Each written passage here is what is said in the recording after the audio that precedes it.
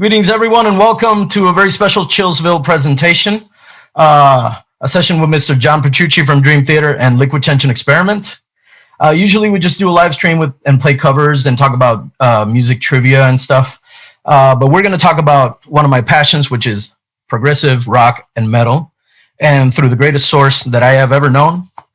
And the questions that we are covering today have either not been asked or haven't been asked in the depth that we would like to discuss. So this to my right, I guess, to my right, or maybe to your left, is Mr. John Petrucci. Hello, and thanks for inviting me. Hello, John. I like ChillsVille. That's a great. Thank you. So that's a great name. It started out as a thing that people just, this is so chill. This is like ChillsVille. And my friend of mine, Jason Meinman, he says like, this is ChillsVille. We are all ChillsVille. So it stayed like that. And Meinhardt. It could also be when you're listening to music and you get the chills. Then you can say, "Welcome to ChillsVille." Oh, that happens here all the time. There you go. So, John, we're going to start talking about 2020, man. Yeah. I mean, this has been an entire struggle for everyone, but it gave you this opportunity to do so many things. And this interview, I originally wanted to do like a history of the Majesty. And then all 2020 happened, and Terminal Velocity came around, and then Distant Memories, and now Liquid Tension 3, and Nebula. We're going to talk about Nebula in a little bit. But Terminal Velocity, man. Incredible album. Amazing composition. There's clearly a definite difference in the songwriting compared to Suspended Animation. Yeah. And Terminal Velocity, outside of the gear and the 15 years of additional gear and of course the experience, what do you think mostly marks the difference, particularly in the choice of songs and how they're arranged? Right. Well, I mean, it is growth after 15 years. There's a lot that happened. You know, when those first songs were written, that was the first time I was kind of writing solo material outside of Dream Theater, because as you know, the story, I got asked to do Joe Satriani's G3 tour back in 2001. I didn't really have anything to play. I'm like, all right, I guess I got to write some songs. And so that kind of prompted the solo album. So 15 years of experience playing, developing gear, etc. I think I've grown as a player, as a producer. I think the sound of the record is really great. And, it definitely it's satisfying in that sense. I was looking for a certain sound, and both Jimmy T, our engineer, and Andy Sneap, our mixer and mastering engineer, brought that into focus very clearly. So I'm really happy with that. In some ways it's kind of the same mindset as Suspended Animation, where it's just me writing songs and kind of just coming up with ideas from my own head without any interaction and without anybody else. Just like, okay, I think I could go here. Nobody's going to say anything about it. And I think this makes sense. Maybe it doesn't. So that's kind of similar. And, the instrumentation is similar to 3-piece. I with the solo albums, the two that I've done, I have this very selfish kind of idea or vision where it's just, I just want people to hear what I play like, and I don't want to have any distractions as far as guest, artists, guest soloists, keyboards, vocals. I just want to make it all about guitar. And if you want to know how I play and the way my brain thinks creatively, this is it. Oh, so, definitely. Yeah. And it shows when you go from Dream Theater to your own music and to the Liquid Tension. I mean, it's like a switch. I mean, your essence is there, but the pocket is different. I agree. I totally agree. And going, in 2020, really going from Terminal, which was written by myself, to LTE, which is written by, in a collective environment with me and Jordan, Mike, and Tony, and then Dream Theater starting in October of last year, which is a different collection of guys. Even though I'm the same guitar player in all three, they all have their own identity and approach and sound. It's really interesting how that happens. Even if the projects share members, Jordan and I both in LTE and Dream Theater, it just sounds different. It just, No, I don't know. definitely. You just put on a different hat for that day, and it comes across differently. So yeah, no, definitely, and the essence is it's still there. You know, Yeah. you can still hear the identity of everything right. so clearly. I mean, and speaking of that, you did a change up on us. Now you're using 4 mics on your 4x12. Mm. Can you tell us a bit about that? Yeah. Well, I changed it up even more because there's only 3 mics on the new Dream Theater album Oh wow! Okay. that nobody's heard yet. I mean, the idea behind that really, it's not anything new, really. As far as capturing guitar tone, I play through a 4x12. There's a lot of sound pressure coming out of that thing, and you want to try to capture it as truly as possible. So that what you're hearing when you're playing the guitar in front of the cabinet is what hopefully is coming out of the speakers when other people listen to your music. So it's a matter of just getting a little bit more complex with the miking as opposed to using 1 mic. The king of that setup is the Mojave 301. That's actually live. It's just that 1 mic. It's really, we could just get away with that. And it sounds killer. Okay, yeah, this is the one that I'm using for the interview today. I recognize it. Yeah, that's the one that I have in front of my cab most of the time. It's just a great mic. It's a great all around mic. It's great for a bunch of things. But it's just really killer on guitar and captures it. But the other mics that we use, if you want, I could email you what they are specifically. That would be great. That would be great. Yeah, I have a cheat sheet in front of me if you want to know them now, but they're different on all 3 projects. I guess the common denominator is that the idea is that each microphone picks up a certain kind of sonic aspect of the sound, where one might be good at really like making the top end very smooth, and one might be good at creating body in the sound. And like I said, it's not that it's something new. It's something that Dream Theater that I've done for a long time. We did things with SM57s and 421s and, different combinations. And then they go into a mixer and they're blended. And that's where the creative process happens. It's not only about the mic placement and the mic choice. And this is all our brilliant engineer, Jimmy T. This is not me. This is him doing all this. But then listening and kind of coming up with a balance between those mics, which one's going to lead, making sure the phase is correct, etc. And using the proper preamp. We use the Rupert Neve Designs Shelford channels, and it just sounds, gives it a musicality and a warmth and stuff like that. Right. Thank you. The reason I ask is because we try to do this every single day. We try to replicate these sounds every single day. Right now, I'm running through a Rupert Neve channel on my Apollo. Nice. And I have the Royer R121 and the 301 in front of the cab. That's a great combo right there. Oh, it sounds amazing, man. Yeah. But every time you tweak that graphic EQ, we're looking, man. We're looking. Right. Yeah. Nice. But it's interesting too.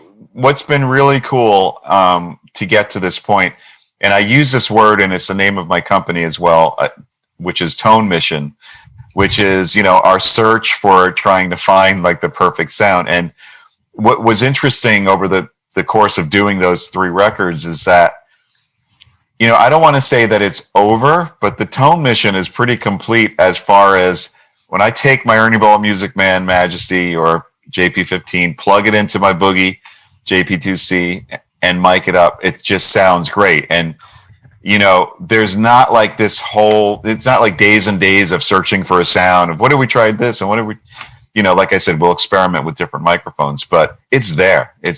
And all 3 of those albums, Guitar Tone, is just, it's killer to me, in my opinion. Oh yeah. As far as what I'm looking for. So that's great. That's been a great feeling, because that could be something guitar players search and look, what about this amp? What about this cat? I've done it before. Yeah. Oh no, definitely. I've done it before. We've seen you go from Triaxis to JP2C. So yeah, it's definitely it's a mission. It's a mission. It's a tone mission. You've been on this mission for a while, man. I have. And you've arrived. Awesome. You've arrived. All right, cool. So I'm gonna pass the next question to my buddy, the lefty, Mr. Ellis. Ellis has a question about your part of your tone mission. Yeah. Specifically about Fractal. Sure. Yeah. I've been watching a lot of videos of Maddie running through your equipment on stage. And I always have this question. I follow up the magnetic chain, and you have the drawer with the stone boxes. Yes. Okay. And I think those stone boxes goes before the mesa, right? Yes, exactly. Okay. So how integral is the fractal in the equipment? You have it as the pose only? Right. Exactly. Okay. And no, you go ahead, sir. Yeah. So basically, back in the day when I was putting racks together of gear, the Fractal didn't exist, right? So to get all these different delays and chorusing and things that you would normally put in an amp's effects loop, as opposed to the pedals in front, I would use multiple effects units. And you've seen the pictures of the 26 space racks or whatever they were, sometimes two of them side by side. In the fridge.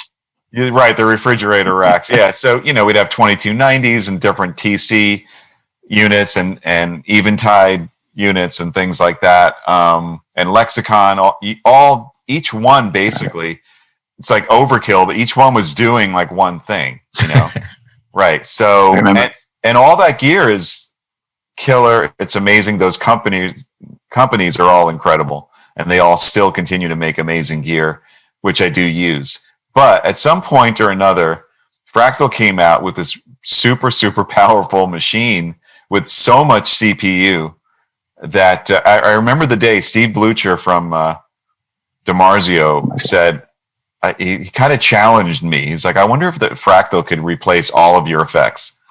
And I was like, wow. Wow. And so eventually one day it did. And so the Fractal, the XFX 3, I use in the effects loop of my JP2C. I run a stereo rig, actually. So it's two heads. But my effects chain blocks in that Fractal, there's so many things going on that I could access at any given time without ever changing a preset. And that's what's beautiful about how powerful that machine is. So I can have 4 different, really complex delays ready just by engaging them at a moment's notice, or choruses and different things. It just does it all. And so Steve Blucher's challenge was met, and that one unit, I guess, call it my, I don't know what you want to call it, my post effects unit, just ended up being one thing. And that's what the Fractal does brilliantly. Obviously, it's a great, source for amp modeling and amp sounds and, tone matching and all that stuff. And it does that incredibly well too. And we've developed patches where it's like I plug into speakers and it's my rig emulated, which is fun too. But for my purposes, using it live, the tone is the boogie, and there's some pedals in the front, as you mentioned, and then the Fractal is doing all the effects. And it's really cool. It's just really cool that machine does so much so brilliantly. It's pretty impressive. That's awesome. Yeah. I mean, we've been going through the different tours and stuff in the last couple of years, like the Images and Words tour, and then distant memories, which is distance over time with Scenes from a Memory. I mean, an incredible new album and a legendary album coming together. Awesome. I mean, is this something that we should expect more, like nostalgia tours? Because we're loving this, man. Thank you. Well, that was a fun tour, and actually, just tying in the whole rack and the Fractal thing, that touring rig that Maddie built for me for the last tour, actually last couple of tours. In the past, it would have been called like my G3 rig, or it's just like a small touring thing. It's like tiny. That's my rig now. The only reason why it's semi maybe tall is because there's 2 heads in there, but literally, all those big racks are gone. It's super effective though. Yeah. It's just if not even more powerful in what we can do. But anyway, so I think that in Dream Theater's catalog, there are certain records that are very special in the bigger story of Dream Theater. Certainly, Images was one. Certainly, Scenes was another. And when they hit these milestone kind of anniversaries, 20 years, 25 years, it just felt appropriate to do that, like you said, like a nostalgic kind of tour of those records. At the same time, where a band who continues to make new music and looks so forward to doing that, and thankfully has fans throughout the world that also look forward to new music, and thankfully aren't just only stuck in the past and look forward to what we're doing new next. So we love that. We're very fortunate. So I guess with all that in mind, what I'm trying to say is I don't think that with every single past Dream Theater album that came out, when it hits a milestone, that will be prompted to do a nostalgic tour of that album. I think that would end up being a little much. It kind of cuts like what you could do as far as the set, because the set is only so long, so if you're doing an album in its entirety, then you can see with Distant Memories, I mean, first set was just so short, you can only do a few songs.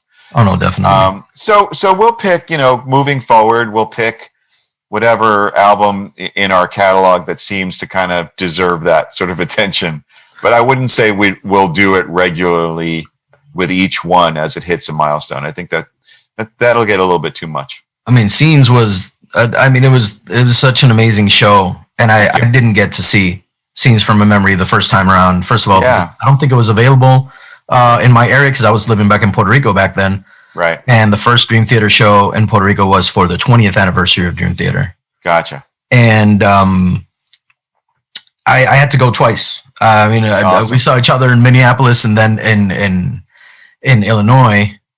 I even when I broke my leg, man, I had to drag myself to another show. Unbelievable. You're a trooper, my friend. You're a trooper. Well,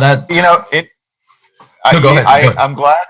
I'm glad you got to see it, because what I enjoyed was, back then when we did that record, that was our first concept album. We were about 10 years into our career. We didn't necessarily have the means to present it the way that we would have liked to in our heads, which was like, some big overblown, like The Wall production. Yeah. So we did our version. You can even see on the live scenes from New York, which we tried to like pull out all the stops by having actors and stuff. That was okay, but it wasn't great. But we had these, TV sets trying to show videos, and we had different directors making video clips. We did our best with what we had. So fast forward, after we had experience doing things like the Astonishing Tour, which was just such a great production, we learned a lot. We have more means to be able to do things, and the Scenes from a Memory tour that you see on Distant Memories was, to me, much more in line with the original vision of how we would have liked to present it. And we had our friend Wayne Joyner do all original animations to tell the story, kind of in a graphic novel sense. So for people like yourself who never saw the first one, I'm so glad you had the opportunity to see it the way I think it should have been done in the first place. And for people that saw the first one that were there, they had the ability to kind of like compare and say, oh, okay, this is what it's supposed to look like, So anyway, it was a good opportunity for that. It's kind of like a redeeming version of the tour, and it was fun to do. Man, that's awesome that you got to do that like you intended to. That's amazing. Yeah. To be able to, I would have loved to do this the first time around, and then boom, nail it the second time. That's awesome. Yeah, I mean, you learn a lot, you certainly learn a lot. And there's something to be said for the original tour. Of course, that was the original tour for the record. It was special. The shows had a lot of energy. And for people that were there, it was certainly special But again, we tried to pull off something that we just weren't really able to do at the time. We tried our best. It was pretty comical sometimes. We had these TV screens and we're like, oh, what if we use 3? And they were trying to get bigger and bigger, but they just looked like these little tiny things on stage. And anyway. No, it's the live record we listened to for ages. Amazing. Until we got live at Budokan, which is another wormhole we could go down through. But I mean, live at Budokan, you can even see the production. For the Budokan show, you could see how we grew already. Oh, definitely. With that show from the scenes from New York. So it's this eventual thing. Just like you guys, we have bands and artists we look up to and forward to and try to emulate. And we're all big Rush fans and Maiden fans and Metallica and Yes and Floyd. And it's like we always wanted to put on shows like that. And finally, eventually, we got to a point in our career where we could do that. But it takes time. Yeah, no, definitely. You guys have done an amazing job with all the, with the growing the band and evolving the band. It is very noticeable. We were actually talking about this yesterday. Awesome. And I want to bring in Michell to introduce the next question. Michell is a guitar player. He's a professor, and he has dedicated most of his life to just figuring out what you do with that guitar, man. Oh, man. So Michell, go ahead, my brother. I'm scared now. I'm scared. No, I just tried, But John, first of all, thank you for the opportunity. It's a huge pleasure to talk with you.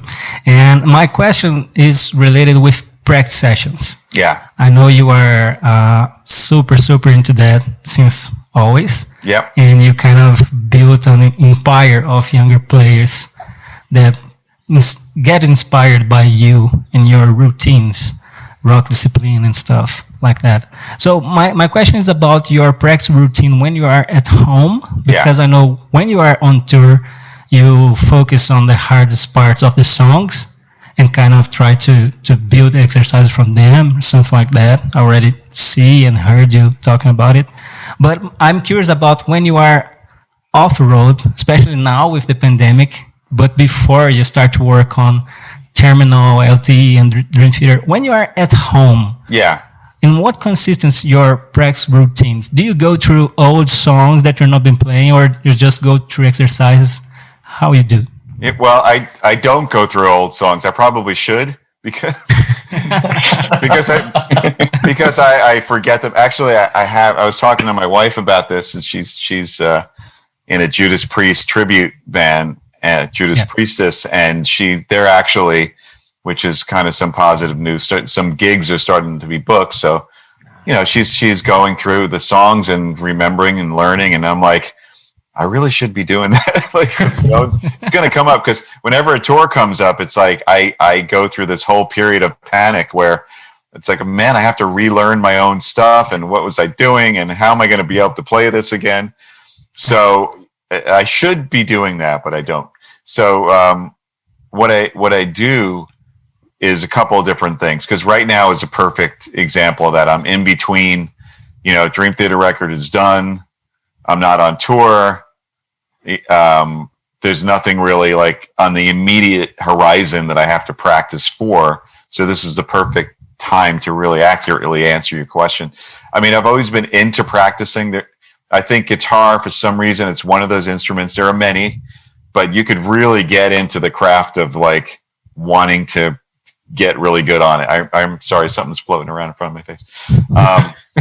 For me, that guy who taught me that was Steve Morse. He was just like so into practicing, using the metronome and, the consistency and the hours of day that you must put in per day to do that.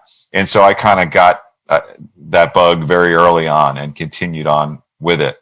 At a time like this, I do play guitar every day and do practice every day. It's varying degrees of amounts depending on my mood and how long, but I am a strong advocate for the consistency, for not like just cramming things, for a couple of reasons. One is you can hurt yourself if you don't play for a while and then try to play, and your fingers kind of start, as guitar players, your calluses get soft and your fingers hurt, and nobody wants to go through that. It's kind of like not working out for a while, then all of a sudden you hit the gym too hard and you're sore for days.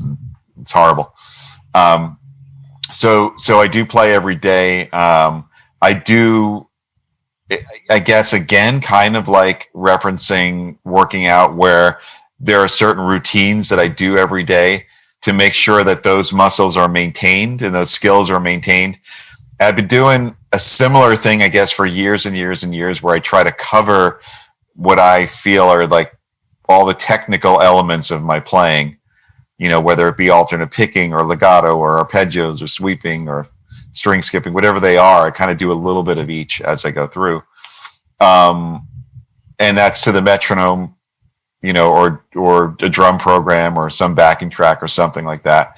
But one of the things that I do in this type of time period too, which is kind of, it's almost the only chance I get to do it, is to try to learn something new and try to take some part of my technique that's weak, that I'm not really, you know, always wanted to develop further and investigate, you know, some different options there. A really good example of it, you know, I have doing my camp, John Petrucci Guitar Universe camp this year. I have invited Tom Quayle from the UK, and Tom is just like this ridiculously phenomenal guitar player, but his legato technique is like, I can't wrap my head around it. So I had Tom send me his lessons, you know, and so it's a good opportunity to like open. That's great. It's a good opportunity for me to open Tom's lesson thing and be like, okay, let me try this, you know, because for some reason I don't get a lot of opportunity when I'm working on a record or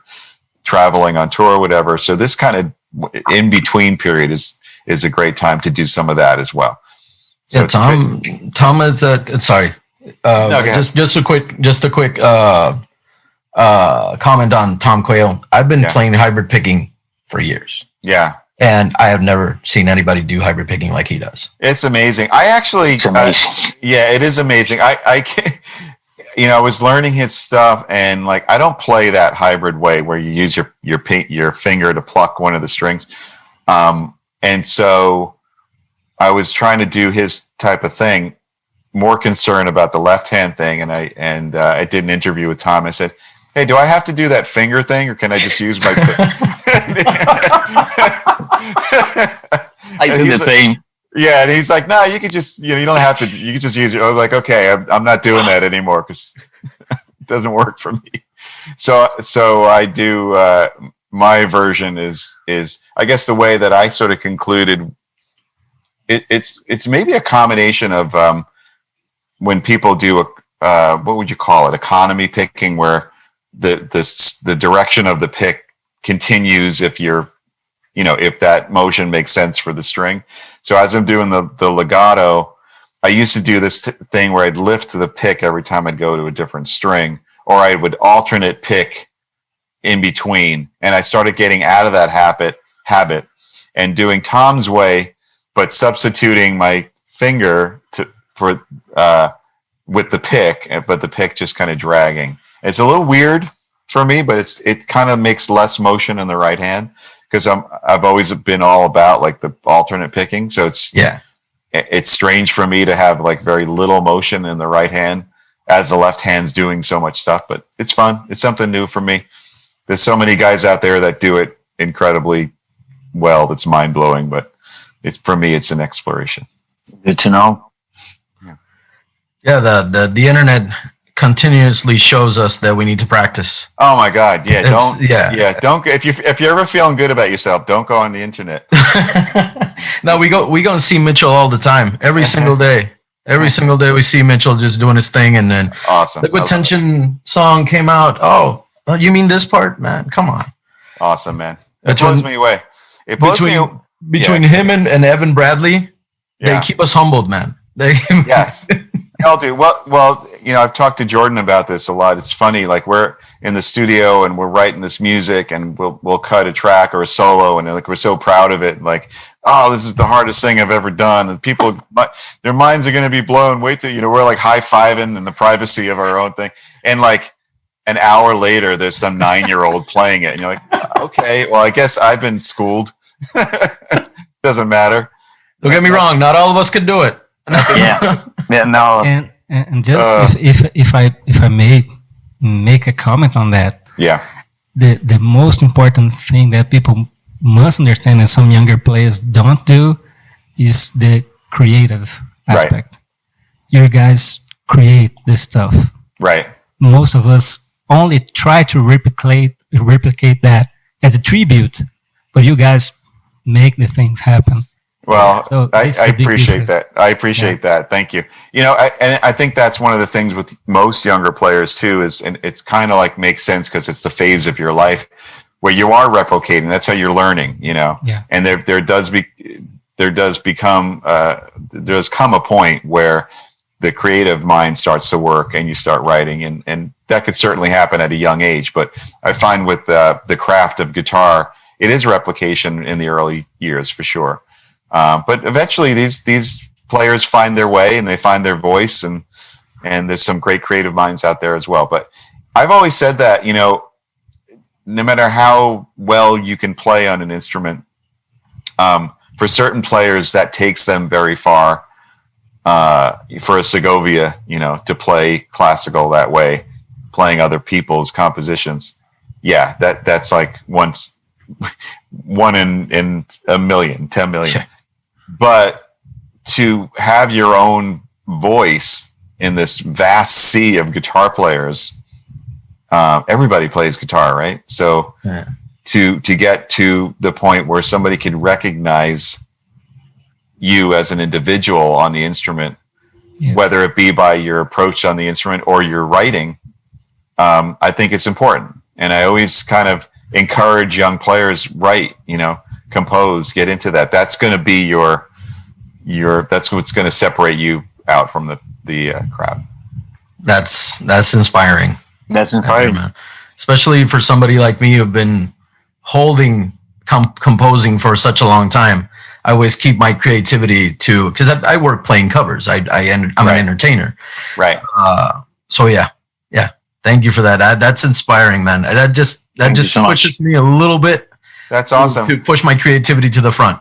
I love that. You know, but also, you know, even you can take what you just said about playing covers, you know, your approach and your original voice and playing style and interpretation of that is also what's going to separate you out, you know, and that's just as much of a craft, you know, so no shame in that at all. Oh, no.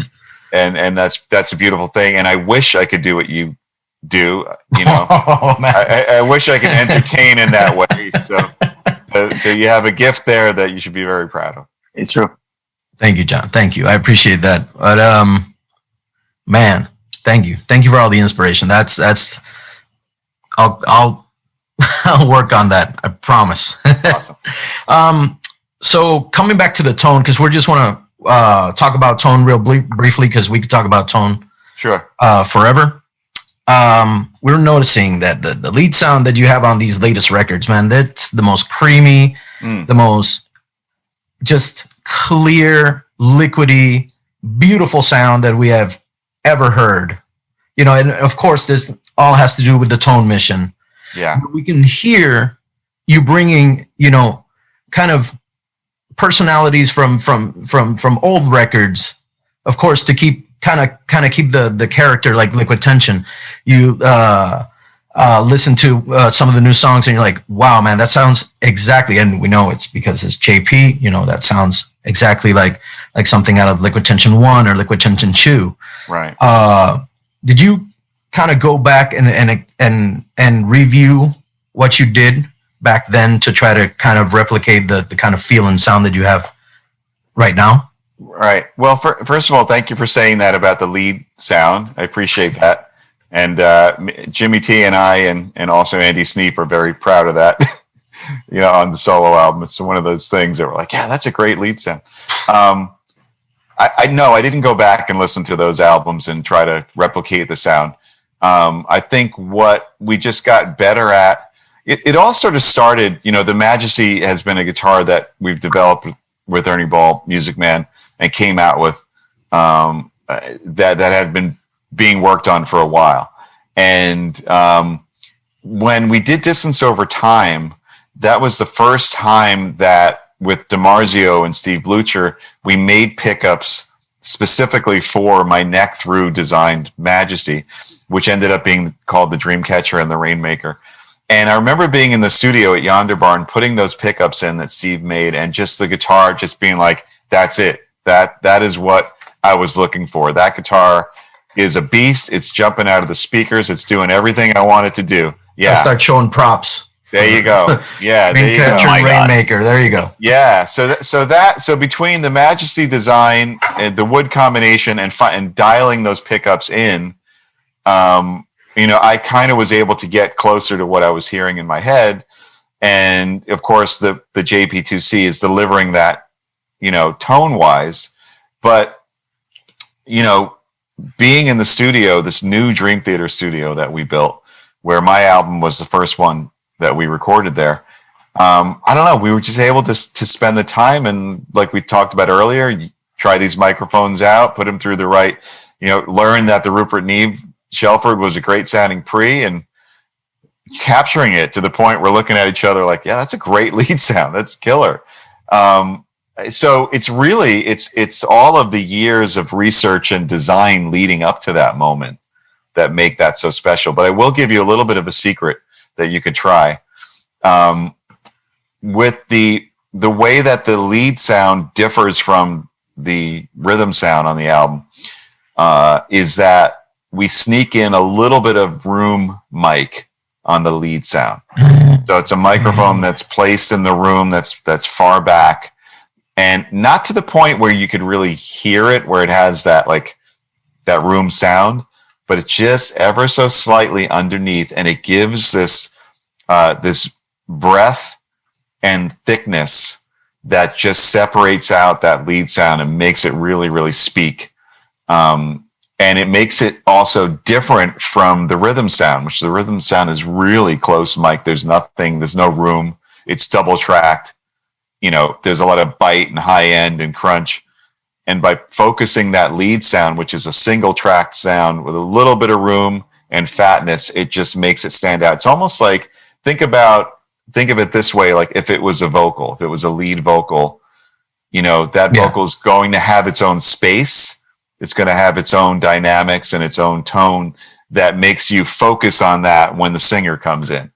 So with my lead sound, it's like when that comes in, that's where your ear goes. You focus to it. You could hear everything around it, but your focus is there. And so that's a little trick, is adding a little tiny bit of room mic in that we discovered is very helpful. Yeah, and if I'm not mistaken, you started doing that around Distance Over Time, right? Right, exactly. Yeah. Because I was never a fan of that sound. I don't like that roomy sound. But if you just sneak it in, again, it's more of a felt thing. If you pop it in and out, you might not even hear it too much. It just makes a tiny bit of a difference. And something that's exciting, that I'll tell you guys here first. You could be the first to hear this. We're like puppies, bro. All right. It's something that we did along the way is we captured IRs of all those mic sounds. Yeah, for all three albums. So I will eventually be releasing those for people to check out. So, and then you could load those into whatever thing you happen to have. This is awesome. Yeah, either a Great. dog. Great. Yeah. This is great. And you know what's That's amazing. What's fun about that for me is hold on one second. Can you hold on one second? No problem. Okay. Sorry about that. No, don't worry. What's great for me is, Boogie came out with the Cab Clone IR. I don't know if you guys have tried that or are familiar with it. I've seen it. Yeah, it's really, really cool. So what we did, just for example, after the LTE record was done and we captured those IRs, we loaded them in to the Cab Clone. And then I just took my same touring rig, my same rack we talked about earlier. Maddie plugged it in into two speakers, into two Cab Clones with the LTE IRs loaded in. And then with the Dream Theater guys, that's how we wrote the record. And played, demoed, and everything. So, and it sounded exactly the same as if I was playing through a cabinet, almost to the point where like, well, do we have to mic up a cabinet? Wow. Yeah. And another cool thing about that you guys, now that you know that, you'll hear this. So the LTE album, we included a bonus disc that has on it excerpts from the original jams we did when we first got together this summer. And the audio that you're hearing is, as far as my guitar rig, is that same rig into the cab clones with the terminal velocity IRs loaded into them. And so when you listen to that bonus disc, you guys get back to me and tell me that doesn't just sound like I'm playing through my cabinets, because it's ridiculous. Another example, I guess, did you guys hear the Christmas song that we did for? Oh yes, that was beautiful. Yeah, thank you. That's my rig through the LTE IRs. That's that guitar sound. So it's just so killer. So anyway, that's great. It's especially great for when you're home and you're in the studio and you can't crank a big 4x12. Anyway. Yeah, no, that's one of the choices that I'm looking at for my live stream. So I can bring out the Steakhouse is my favorite to bring out during my live stream. So I've been trying not to make too much noise. So, to have a little bit more volume control. You will love that. And so, like, one of the things we did is we captured, like, for the lead sound, I was telling you about the room mic that we added in. We have a lead IR, which is that sound. It's my mics with the room mic added in. So you get exactly, well, you will get, once I put them out and we figure out how to make that happen. Wow. That'll be a fun project for us to do. I really wanted to get the LTE record and the box set before our interview here, and it's just it was mailed to me like 2 days ago, so it's not here yet. I'm super anxious about it. I just got mine yesterday. It's really cool. It's really, really cool.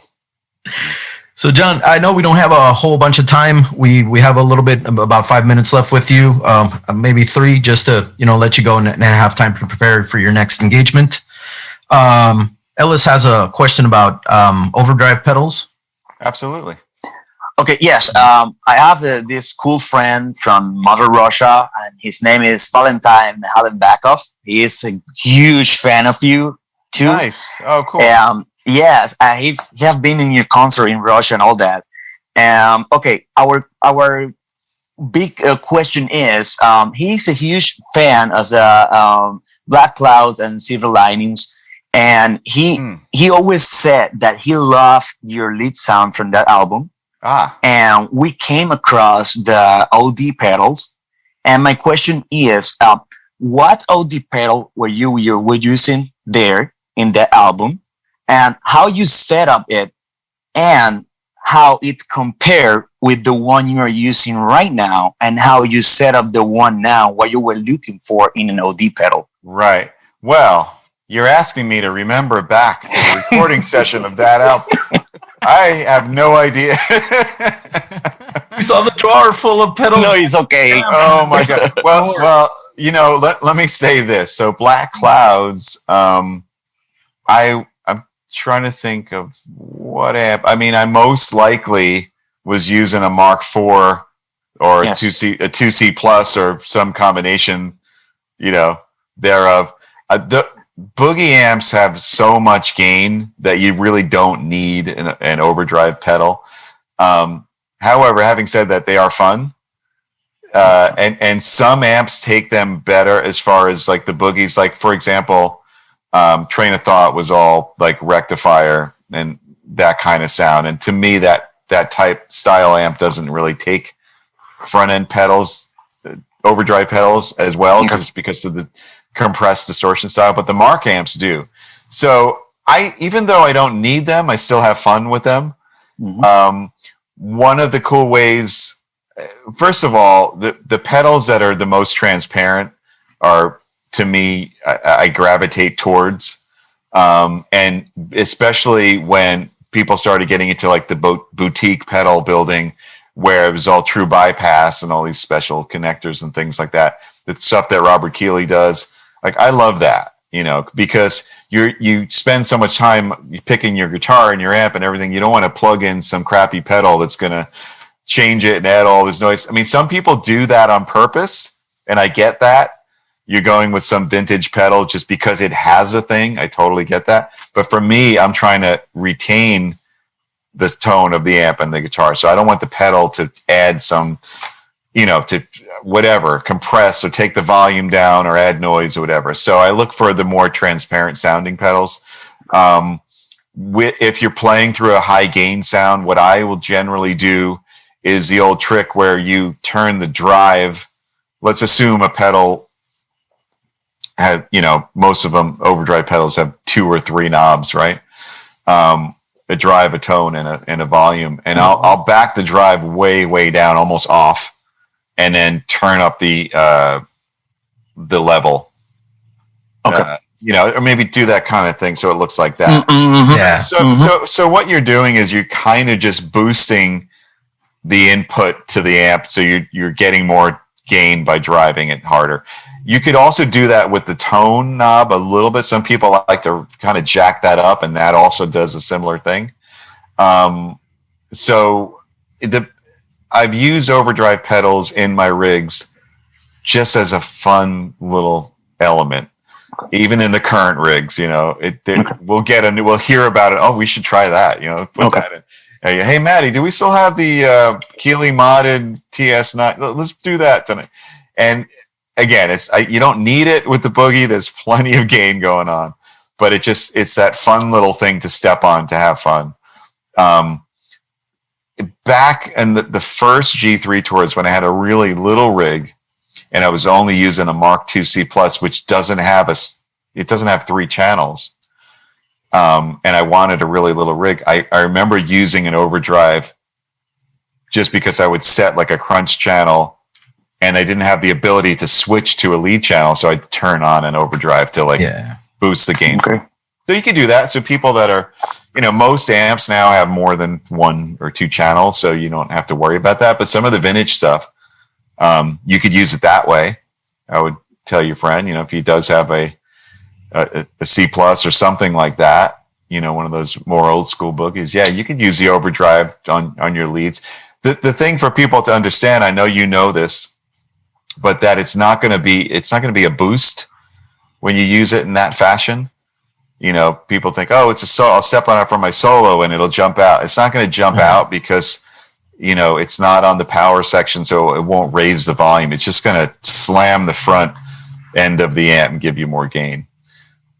So I wish I had more specific information for your friend. Oh, no. Thank you. No. And thank you for the giveaway. It's okay for me. Yeah. Thank you. Yeah. And thank you. Say hello. And we love visiting Russia, and we miss, not only going there, but all these places with this damn pandemic. We can't wait till this is behind us and we can get back on the road. So many bands have just been off the road, so many crews and just out of work. It's not good. So we're looking forward to get back. I have my first show. Awesome. I have my first show next Saturday. That's my first fantastic. Actual in-person show for like 15 or 20 people. Yes. Enjoy it, my friend. Thank you. So I wanted to talk about Nebula a little bit because, first of all, by this point, the beard has become the staple. It has taken over. Right. It's not going anywhere. It took over me, man. I mean, my my logos, my T-shirts, all just have the silhouette of me, the beard, and the raised brow, that kind of thing. Because I love it. And going from a rich variety of products and scents that we know and love. Yeah. You got behind the Captain's products, which are amazing. They're the highest quality of products that I have tried to date, and Nebula stands out. Even creating that nostalgia of the moment that you first pick it up and you open it and you smell it. Right. I currently use 2 of the Captain's products. I use Nebula and I use Triumphant. Nice. and just switch it up. 2 days Nebula, 1 day Triumphant. And it's such an amazing product for your face, for your beard, just for everything. I mean, I only have to apply it once a day. It really moisturizes. It right now I only have a little bit of the oil and plenty of the balm, because I love the balm because it controls. It controls very well. And I did get a little bit of more insight with that last Captain Fawcett interview, but I wanted to know a little bit more about picking the scent and how it felt for you. Absolutely. Well, first of all, your beard looks fantastic. Thank you, sir. Thank you. It's very luxurious, and it's. And I know you get this. You could really get into the hobby of it. There you go. Oh yeah. And it does take time and grooming to look like you're doing this all on purpose. Because you could very easily just look like you don't care, and Captain Caveman, yeah, exactly, all out, yeah, right. So part of it is kind of keeping it in check, even if it's long, and it's definitely a statement. When people see you wearing that much hair coming off your face, it's not the norm, and it's something that people identify with you very, very immediately, and it could be shocking at times too. But it's also a really fun hobby. So, as part of that care, besides the conditioning and all that, the fun side is the scents and all these different products out there that have different scents that, it's basically like replaces a cologne or something like that, because it kind of just takes over your aura. So with Captain Fawcett, I was first a customer of theirs and loved their products. They're a company out of the UK. They're absolutely fantastic company. The Captain, they're all great people. They make great product. They're great marketers. They're great. Their packaging, their artwork, it's all brilliant, of the highest quality. And so their company does collaborations with partners. They have signature scents with, different UK models and barbers and things like that. But they never did anything with a musician, which I was like, hey, you guys ever want to do that? I'm up for it, because we started this relationship through email. One of the guys there is a fan, Dream Theater fan. Corey, man. Yeah, he's a cool guy. Yeah, he's great. He came to the Distant Memory show, the London one that we shot. And that's when I planted the seed. I was like, hey, do you ever want to do it? So anyway, they came back. They said, absolutely. And just through one initial call, Zoom call or whatever it was, we just all hit it off. And, once we started talking about things like the name and the look and everything, we had to get down to the scent. And that was fun. I kind of presented to them things where I was coming from, what I was looking for, things I liked in other beard products that I had. We didn't want to repeat anything necessarily. And they took it from there, and eventually they sent me a box of about, 8 different little vials of different scents that were all kind of labeled.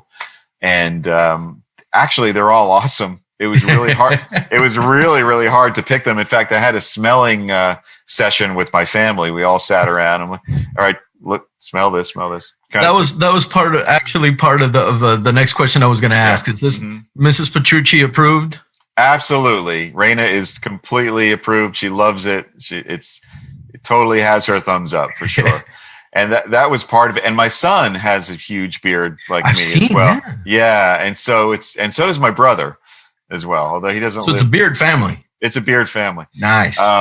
So once we did that, we tweaked it a little bit. We were going for something that definitely was, it's pretty sophisticated. It's pretty masculine. It's not a light scent. It's not a soft scent. It's not a tropical scent. But we also wanted it to be kind of tough. So the Captain took the liberty of just putting a little hint of espresso in there, which is interesting. You wouldn't think it would work, right? You don't want your beer to smell like coffee.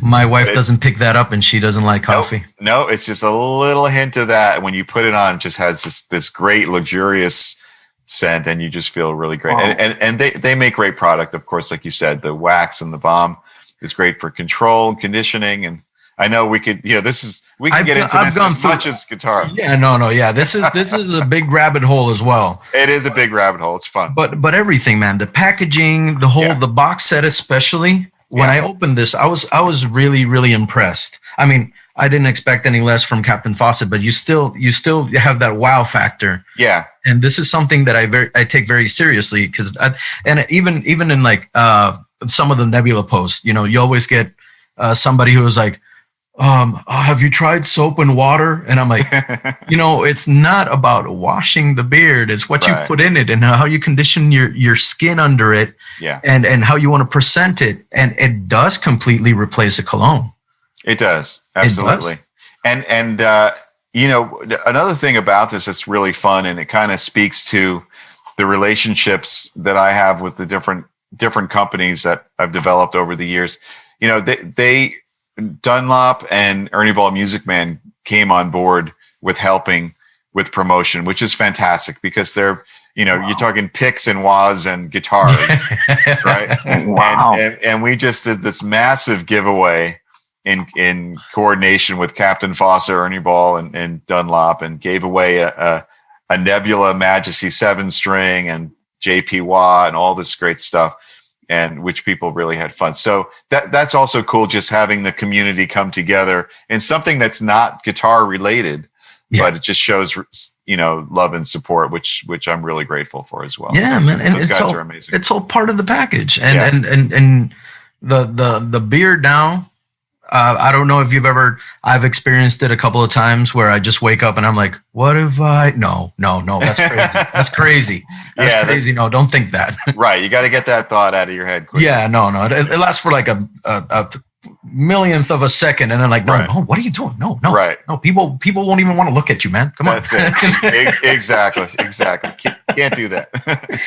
So, thank you for sharing that with us. It's been, I've had my full beard for about maybe 4 years now. Nice. It was on and off. Of course, I had goatees and stuff, but now it's become like you said, a hobby, and this is a difficult thing, guys. This is commitment. What you see on JP's face, and this is commitment, man. It's a big commitment. For sure. And everything about it, the CD in there, the little card with the art and everything. I know that many people have shown it, so I'm not going to go product by product, but this is amazing, guys. If you love your beard, love it with this. Really love it with this. Awesome. I appreciate that plug. And we're probably going to be doing something for Father's Day with that Nebula package as well. Yes. For anybody that didn't get their hands on that yet. So that'll be coming up later this year as well. My dad has had facial hair for my entire existence. So that might be a good thing. All right. Also, guys, I wanted to show you, if you haven't gotten to see this is Terminal Velocity. This is my wrapped copy. I see that. This is my wrapped copy because I got the CD and I got it digitally as well. And ChillsVille is very, very new to Missouri. This is my new location. Gotcha. My wife is studying her PhD and finishing it here. So this is a relatively new studio. So I still haven't set up the record player. So this is why it's still shrink wrapped. All right. Cool. And wanted to show this as well. This is the Dream Theater Distant Memories booklet. This is amazing, guys. I mean, the whole production is not only the sound, what you see and what you hear, but the entire book. It's just, it's a great package. I got to say, Distance Over Time was our first record with Inside Out Music since we got signed with them, with Sony Inside Out, and they just really do it right as far as what they put into these box sets and art books and things like that. Even the Distance Over Time, if anybody was able to get it, had like a lenticular cover where you change the cover to the box, the skull position would change, just really neat, interesting things. And of course, our art director, Hugh Syme, just did a fantastic job on both projects. The Distance Over Time packaging, when I saw that and I got that in my hands and I was flipping through, I was like, this is freaking awesome. Yeah. You see, just like, I know it's my own band, but you're like, you feel like a fan, you feel like a fan. You're like, oh, this is so cool. So again, all that stuff is so meaningful. We talked about Captain Fawcett, we're talking about Dream Theater.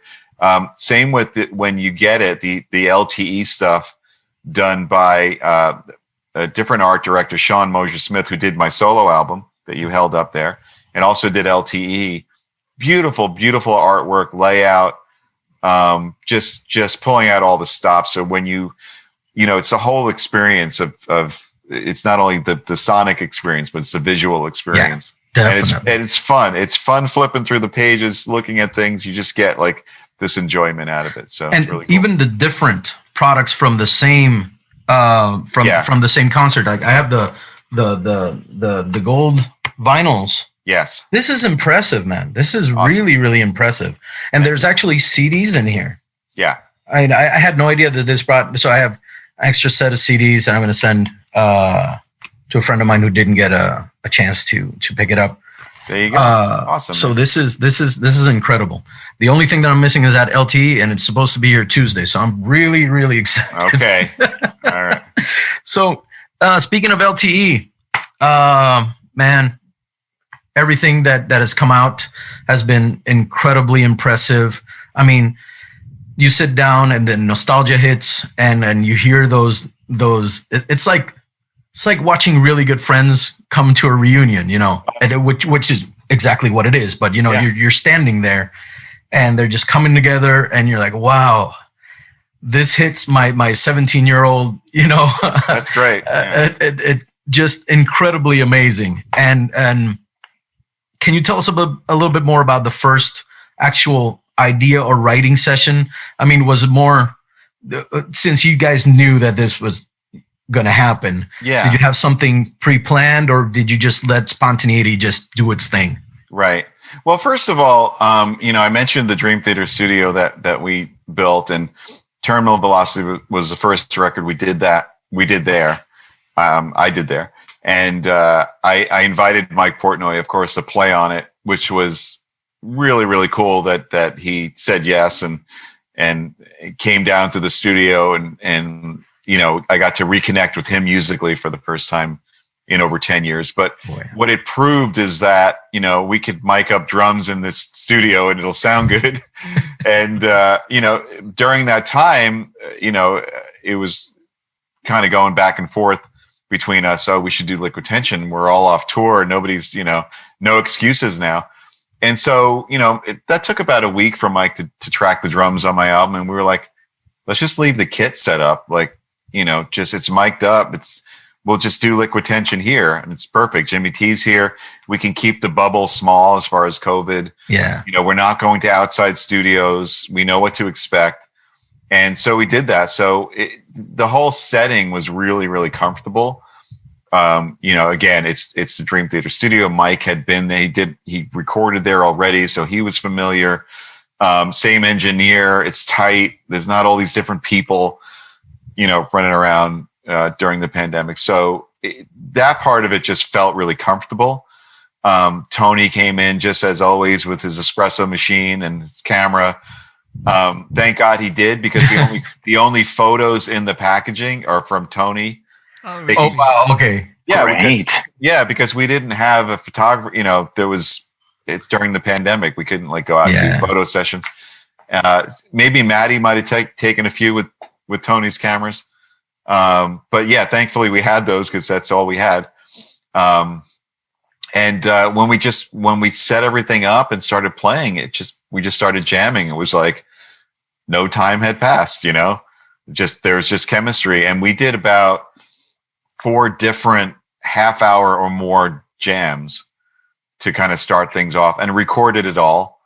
And from those jams, we would stumble upon little things that, oh, that thing you're doing, what is that? That's really cool. Mike Portnoy is the king of like taking notes and listening, like into the wee hours of the morning. I think this section. So we had things to pull from, but at the same time, I was prepared. Already having been in the head of my solo album, I had tons of ideas and seeds and things like to choose from. So nice. I had that ready to go if we needed it, and we did use some of that. Jordan did the same. He had stuff ready to go. Just a couple of examples of that is, the Beating the Odds opening riff is a riff I had. It's a simple riff, but it's a riff I had. The intro to Key to the Imagination, which you haven't heard yet, is a piano thing that Jordan brought in. So you'll hear stuff. There's a piano guitar ballad that stemmed from an idea that Jordan brought in, and he brought in a whole bunch of more things because he's an awesome writer and always has ideas. And then some of the things are just stuff that we came up with on the spot. Like, oh, let's do something crazy here. Okay.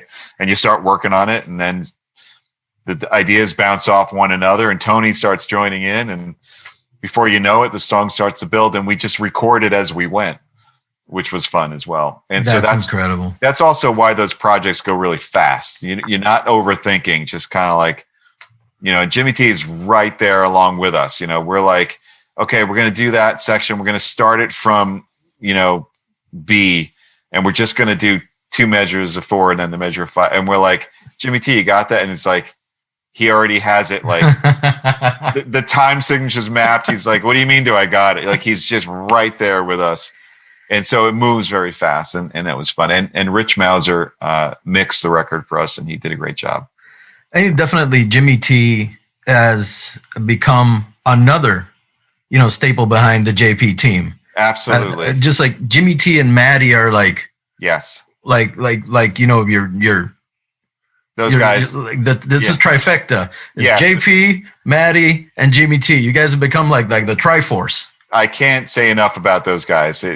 They're unbelievable. They're unbelievable, and I would not be able to do it without them. So, and Jimmy T, he, we first met him. He was a assistant on a Dream Theater project album. It might have been. We talk about this, but I always forget him. It was either the self-titled. He was with Richard Cheeky, right? Yeah, he worked at the studio at Cove City on Long Island. Nice. In the same town that the camp was in that you were in. Yeah. Yeah. Yeah, that was an amazing experience. So that's where we got to meet Jimmy T. That we met Jimmy, amazing. And then we got to hang out with Maddie a lot, man. Maddie's awesome. Every time we weren't, hanging out with you guys, we were hanging out with Maddie. There you go. Late night with Maddie. Maddie's the man. Maddie's totally. Yeah. And he's been with me, I want to say 18 years, something like that.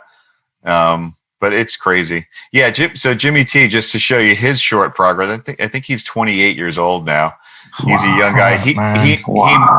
He mixed Distant Memories. So he went from an assistant on a Dream Theater session to mixing a live Dream Theater record. So, and of course, engineering our, from Distance Over Time, my solo album, Liquid Tension, New Dream Theater. So the kid, the kid knows what he's doing. Yeah, man. Wow. I remember seeing him in Minneapolis. I was, was front row, JP side, of course. Yeah. And I look to my right, and there's Jimmy T. Yeah. By Maddie. I'm like, oh, this is going to be, first of all, it's going to be louder than usual because and it's going to be exactly what you hear on the record. So I was really, really pumped to see him there.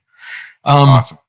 This next question is about LTE, and I'm going to leave it to Mitchell. And that is we have one more after that. And all right. Well, my question is about, actually, it really has to do with this kind of thing about the spontaneity during the writing sessions. Yeah. We saw the 2 first clips from The Passage of Time and Beating the Odds, and there was a couple shots in there where the 4 of us, the 4 of you guys, was playing together in the room. And when I first heard The Passage of Time, I had a feeling that it was live, Interesting. I almost kind of feel like now a live recording in Right. some parts. Right. And then when I saw those shots, I was like, you know what? Did they keep it? Any live performance from the four of them Yeah. together? So this is what I want to know. When you guys play it together, there was any part of the album that is the actual recording of the four of you playing Right. together? Right. So, I'm not sure. is the quick. So we're writing all the music together. We're in that room. Yeah. We're constructing the songs. You know, basically, let's say we're working on, you know, a few measures of music, and we get it to where it's all sounds good, and everybody kind of knows what we're doing. And it's like, okay, let's record that. And like I said, Jimmy T has the click, and we do it, and we just record that little section and that piece, and then we move on to the next thing. And we put the song together that way. And it's Pro Tools, so we could move stuff around or cut things in half or whatever we want to do. So as we're doing that, we're all tracking. It's all live. It's certainly being recorded. But in general, that's only considered they're scratch tracks, if you want to call it that, right? Yeah. So it becomes our guide to record too. Having said that, you know, a lot of the drum performance is kept. And same with the new Dream Theater record, because it's kind of like when you're in the moment, and, you know, everything's mic'd up. And again, I'm using the cab clone IR, so there's no sound in the room other than the drums. And if it was a good performance and there was energy, it's like, yeah, let's keep that. So a bunch of the drums, you know, come from those writing sessions, and then some of it Mike retract and stuff. He'd be able to tell you more about that and how much he retract. But, you know, whether or not full band performances were lifted and just kept,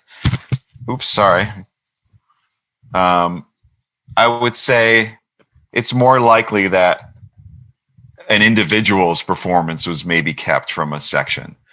You know, like where like I played a guitar lead and I was like, yeah, that's pretty good. I think I'm just going to leave that, you know, or Jordan did, or Tony, whatever. They might've done something that's like, it sounds really good. So why try to recreate it? And there are moments per musician, but I don't know if I could name for you, like this section of this song is strictly us playing live from the thing. I don't have that. I don't think so. I don't think there are like full band sections. The only thing that is that are the jams, like the bonus jams. That's us. And the other thing is, the closest thing you'll get to that is there's a song called Liquid Evolution on the album, which is, it basically was the beginning of a jam. And I wasn't there for the first part of it. I was probably drinking coffee or something. I was probably talking to Maddie about like my majesty. And so the guy started jamming, and then I walked in the room and continued the rest of the jam, and that went on for 40 minutes, whatever. But the first part of it was like, there's a vibe there. That's really cool. So I just said, hey, run the recording, you guys, and I'll just improv over it as if I was jamming. Nice. And so I did that, and that ended up being a song. So Wow. that's the closest to it. The other thing is the piano ballad on the record is called Shades of Hope. Jordan and I wrote that together, and then as soon as we wrote it together, we were like, okay, we know how to play this. Why don't we just record it? And so the version on the album is the very, very first time we ever played it from beginning to end. And we just kept it. It's live, and it sounded cool. In fact, it's funny because, you know, my strings like maybe were played on a little too much. You know, I'm like, normally if I was tracking, I would have Maddie would change the string, but I was like, just screw it. And I was playing through the cab clones, like just keep it. You know, I believe what we did then is we reamped my signal, because I always record a DI as well. Yeah. So we reamped that performance and put it through, you know, the mic'd rig. But so there are definitely live moments to I'm kind of like getting to your question. There are live things happening, but probably not like full the band, like all together live sections, with the exception of the jams on the bonus disc. Got it. Yep, that's it. Got it. Thank you. All right, long answer to your question. Sorry. No, that's Perfect. That's Perfect. great, man. And now, Great. now I'm curious to hear the jams to see how much the mix jams sounds like the actual recordings of the song. Yeah. Well, This will be don't get your hopes up too high. It's just us jamming. Sometimes it's kind of meandering, but it's just fun. We thought we thought it would be fun to include. And just to add something here to kind of wrap up, we have seen you dominate this last year, John. First of all, congratulations. Congratulations. You pulled off Thank you, guys. something that you just basically what fans have been asking for forever. You pulled it off in a year. It's an incredible achievement. And I mean, it's people don't understand how much work really goes under all this. Like an example, when you said we just got together and kind of things just kind of picked up when we left off. It felt like no time has passed. Right. Sometimes people don't understand that, and it gets said a lot. But I mean, I don't get to play with my brother very often. We play very, very in very, very special occasions when I'm either where he lives or now with the pandemic. I when I was at my dad's, it was because of a special situation. Whenever we do get together, it happens because you have that chemistry with those people. Yeah, sure. Absolutely. And that's not something that can, it could be said, but it can't be easily explained. Yeah. And I think that with what we've heard so far, it does feel like you guys have never stopped playing together. It does feel like that. It feels like that to us. So, yeah.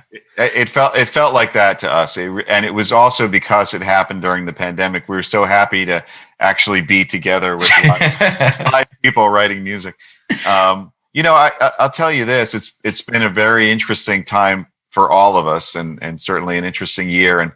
And Rain and I have talked about this a bunch. When the pandemic hit, there's kind of like this thing that goes off on how you're going to approach it. I know for a lot of people, they had a lot of trouble with it, and people still are.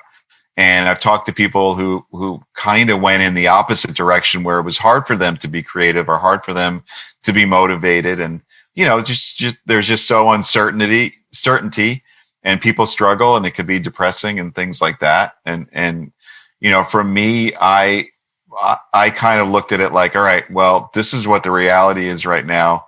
I'm not going to let this, bring me or my family down. I'm going to roll up my sleeves and do what I know how to do, which is make music. So that started with my solo album, which was a whole entrepreneurial adventure for me because I put it out myself. I signed a distribution deal with The Orchard Music, and there was a whole learning curve there, being the record label and figuring out everything from the sale price to the LP to how many CDs are in the carton to what was the problem at the pressing plant and how do I make sure that it goes up correctly on Spotify when it, it has Wow. so that was interesting. And, and then the Beard Oil and LTE and Dream Theater. And I tried to approach this whole thing, this whole year, with a positive attitude and just putting my head down and getting to work and being productive. So it's helped a lot. Yeah. To the community in the whole. I mean, I don't know if you can feel this from us, but it's helped us a lot too. It's inspired us. Do. Yeah. I appreciate you saying that. I do. And I see the reaction, and, music is such a shared emotional, event and experience for us. And I see a lot of positive reaction, whether it be from things finally happening that have been talked about forever, like Liquid Tension or my solo album, or, me and Portnoy playing together again after 10 years or whatever it is. Like, I see the positivity, the positive reactions. It's something we all need now. And I'm glad to to share that with everybody. So, and it means a lot to us and to me to hear you say that as well, because, we're all in the same boat over here. Yeah, man. I've been internet busking, as you said, just going from stream to stream, just to, first of all, keep me doing something, keep playing. Sure. And, try to learn something new. Like you said, it's a learning curve, the whole being technically driven and everything. It's all new to me because sure. And a lot of people, it was too, people figured out different ways of doing things and embracing certain technologies that can help, present yourself in new ways now that there wasn't, live performance. So like you said, a lot of guys have been doing what you're doing and building up YouTube channels and presence and stuff like that. And there is a whole learning curve for that. For me, I saw a lot of people doing that type of things around me and doing lots of, whether it was Twitch or Patreon and all these different things. And they're all great vehicles, but I was like, I'm going to play guitar. That's what I know how to do. I'm going to make music and I'm going to put music out. That's how I'm going to spend this time. And if I have to do a lot of it myself and learn some new things, I'll figure it out. And you figure it out, Yeah, man. I think we've all done the best we can. And absolutely. Thank you so much for all the inspiration and everything, all the music. You're welcome. Keeping us busy, because we do call ourselves the John Petrucci Research Group because we like to go in deep to the reasons of things. Why this pedal? Why this everything? I love it. Well, you guys are great. You're fantastic. Thank you. And we look forward to DT15. Great. We look forward to John Petrucci Guitar Universe 3.0. I mean, I know me and Ellis will definitely be there. We'll try to sneak Michell in a bag or something. Well, that's gonna get him from Brazil up there. That's going to be a ton of fun. July 27th to 31st. If anybody watching this is interested in attending and hasn't bought a ticket yet, do it. It's at the Anaheim Marriott now, which is a great location right next to Disneyland. And, nice. Yeah, it'll be a lot of fun. And the collection of guest art instructors is just definitely, man. Mind blowing. It's absolutely mind blowing. For us to be able to go to the 2.0 and find out, guys, something really important. This is not just about, going to clinics and concerts. This is an opportunity to network with the guys that know to do what you want to do. Exactly. It's an opportunity to learn directly from the source. And it's just an opportunity for fellowship, for everything that you want to accomplish with your musical career. This is a real opportunity to invest in your future. It is. And thank you for saying that. And I probably should get to that other interview now if he's still there. Yes. But I will leave you with this. First of all, thank you guys for inviting me and for being so passionate about what you do and supporting me. That's really, really cool and humbling. And I have something, Fernando, on the horizon that I know that you enjoy as well. That will be another slice in the JP larger pie. Ooh. So that's coming soon. So stay tuned for that. Oh yes. We will. All right, guys, smile for the camera. All right, guys. Thank you, JP. Thank you so much for your time. Thank you, John. Have a great one, and thank you so much. Yeah. All right. I'll see you guys soon. All right. Take care. Okay. Thank you. Bye. Bye. Stay safe.